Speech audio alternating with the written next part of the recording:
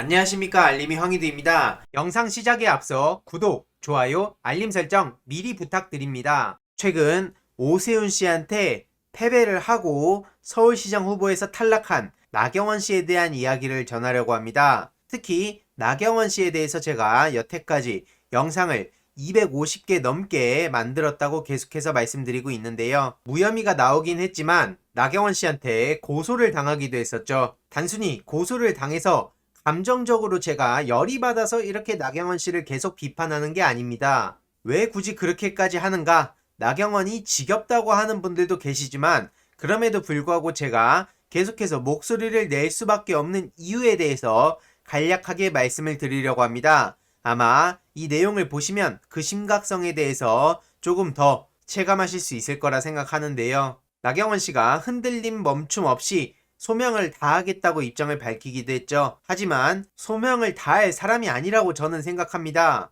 그 이유에 대해서 지금부터 말씀드리겠습니다. 영상을 통해 늘 이거에 대해서 말씀을 드린 바가 있었죠. 막말과 논란을 보더라도 친일파 행보, 주어 없음, 장애인 인권 침해, 아방궁, 트위터 자화자찬, 일베 관련 박근혜 뜬금 옹호, 김정은 수석 대변인, 북미회담 개최 자제 의견 등 수많은 논란을 불러왔던 인물이기도 하고 13차례의 고발에도 불구하고 윤석열 패거리에 쉴드 덕분에 전부 무혐의 나오고 언론에선 그걸 또 열심히 서포트하고 그런 바가 있었죠. 하지만 단순히 이 이유만으로 제가 나경원 씨를 비판해온 것은 아닙니다. 제가 제일 중요하게 보는 건 음지에 있는 일베를 수면 위로 끌어올리는 가교 역할을 하며 그들에게 꾸준히 힘을 실어주었기 때문이죠. 한마디로 일베의 양성화를 나경원 씨가 톡톡히 역할을 해냈다는 겁니다. 예를 들어서 문바, 달창 이런 얘기들을 원내대표 시절에 저렇게 공식 석상에서 언급합니다.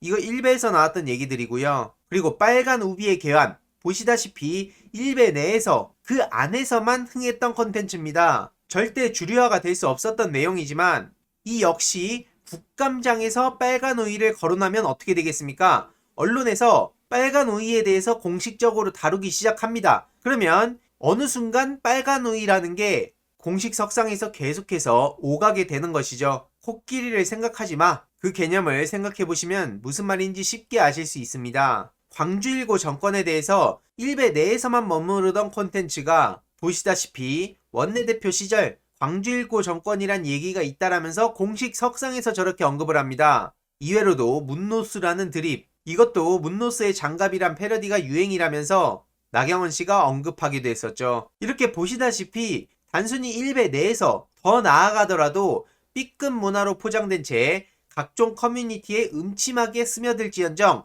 절대로 주류화, 대중화, 양성화 될 수 없는 수준의 저질 혐오 콘텐츠들에 불과합니다.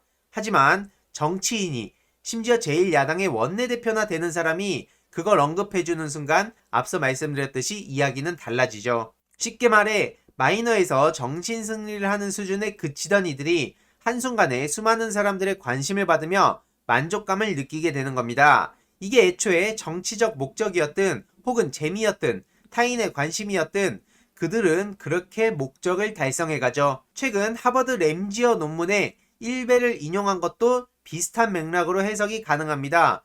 그때부턴 일베의 황당한 저질 콘텐츠가 순식간에 무려 하버드 교수 논문에 인용된 주장이라는 엄청난 권위를 가지게 되는 것이죠. 보시다시피 이렇게 말 같지도 않은 일베 내의 이야기들이 어느 순간 하버드 논문에 실리면 어떻게 되겠습니까? 너 지금 하버드 논문을 반박하는 거야? 나 거기에 인용됐어. 그러다 보면 어떻게 되냐면 하버드 교수하고 싸우는 개인이 돼버리는 겁니다. 사실 저도 학벌주의 마음에 안 들어 하지만 어찌됐든 일베 내에서 말 같지도 않은 주장하고 싸우는 것과 하버드 교수 논문에 인용된 내용이랑 싸우는 것과는 애초에 시민들의 설득력 차원에서도 굉장히 무게감 자체가 달라지는 겁니다. 그들의 공신력을 불어넣는 역할을 누군가가 하고 있다는 뜻이죠. 그걸 톡톡히 해냈던 게 나경원 씨라는 거고요.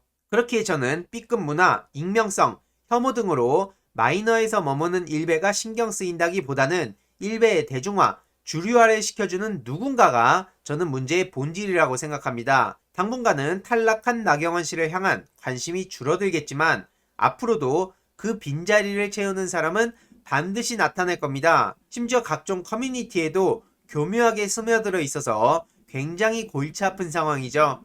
게임 사이트라든지 수능 사이트라든지 각종 예체능이라든지 여기저기에 지금 일베 콘텐츠들이 퍼져 있어서 그걸 구분하는 것들이 굉장히 어렵죠. 이 모든 건 집단 지성의 힘으로 극복하는 수밖에 없습니다. 법과 제도만으로는 반드시 한계가 존재하는데요. 제일 먼저 우리가 해야 할 일은 극소수에 불과한 혐오 덩어리 일베라며 코웃음 칠 것이 아니라 그들이 어떤 방법들을 통해 많은 시민들과 특히 청소년들에게 영향을 끼치고 있는지 분석하는 일이라 생각합니다. 예를 들어 문화 행세를 하면서 뭐뭐 했노, 이기야 이런 말 같지도 않은 드립들이 여기저기 퍼져 있는데 이게 처음에 어디서부터 시작됐고 이게 어느 사이트에 교묘하게 퍼져들고 있고 이런 것들을 분석하고 심지어 앞서 보셨듯이 공식 석상에서는 누가 언급을 시작하고 진짜 몰라서 그런 경우도 있겠지만 나경원 씨처럼 대놓고 저렇게 하는 경우도 많다는 겁니다. 반드시 생겨날 수밖에 없다는 거죠. 그리고 중요한 건 나경원 씨가 일베 폐쇄를 적극적으로 반대를 한 적도 있었죠. 이게 표현의 자유를 강조하면서 일베 플랫폼을 절대로 폐쇄해선 안 된다는 얘기까지 했었는데 정작 본인은 나베라고 댓글 단 유저들을 170명이나 고소한 바도 있습니다. 이러니까 비판을 받는 겁니다. 예를 들어서 신상털이하고 인신공격하고 그런 수준이면 네티즌들도 이렇게까지 비판을 하진 않을 겁니다. 그런데 본인은 문파 달창 이런 얘기 서스럼 없이 하면서 나베라고 댓글 달았다고 저렇게 무더기로 고소한 거는 비판받아 마땅한 거죠. 지금 윤석열 씨가 사라진 이 상황에 나경원 씨도 결코 이대로 끝나선 안 된다는 겁니다. 서울시장 후보에서 탈락했다고 야 잘됐다 라고 끝낼 수 없는 이유도 바로 여기 있는 건데요. 나경원 씨는 여태까지 본인이 저질러왔던 짓들에 대해서 반드시 책임을 지는 날이 와야 된다고 생각합니다. 앞으로도 누가 일베의 양성화에 힘을 쓰는지 지켜보고 끝까지 소식 전해드릴 예정이고요. 최근 추미애 전 법무부 장관이 나경원에 부럽다는 이야기를 전하기도 했었죠. 다스베이다 보신 분들은 잘 아시겠지만 쉽게 말해서 나경원 씨는 도대체 무슨 기술이 있어서 저렇게 십수개의 혐의를 소환 한번 안 당하고 무혐의 받을 수 있는지 궁금하다. 추미애 전 장관 아들은 남들만큼 휴가도 못 썼는데 병가 쓴 걸로 압수수색까지 당한 바가 있었죠. 반면 조국 전 장관 일가를 보면 얼마나 힘들었을지 참 장하다는 입장을 남기기도 했는데요. 추미애 전 장관을 버티게 한 건 깨어있는 시민들의 조직된 힘, 그들이 보낸 꽃, 응원이었다는 거죠. 이걸 보시는 분들도 정말 역할을 톡톡히 했다고 생각합니다. 저는 그렇게 늘 주장합니다. 이걸 보시고 댓글 하나라도 다시는 분들이 우리 사회를 바꾸는데 엄청나게 큰 기여를 하신 분들이란 말이죠. 이렇게 꽃까지 직접 보내면서 응원을 하신 분들이 정말 큰 힘을 실었다고 생각하고요.